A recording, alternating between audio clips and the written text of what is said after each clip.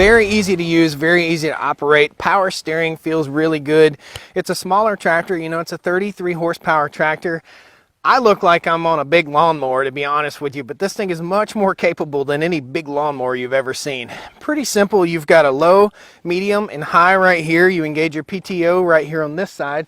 On the other side is your rear lift and your four-wheel drive engagement. This tractor has agricultural tires on it, but I'm sure that you can get these little tractors, and probably even more commonly you get these tractors with an industrial tire.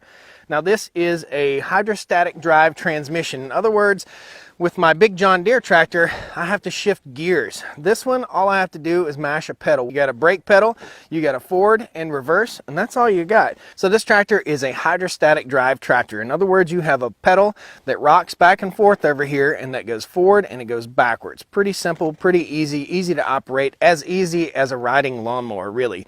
You've got medium, low, and high. You can engage your PTO right here with this handle.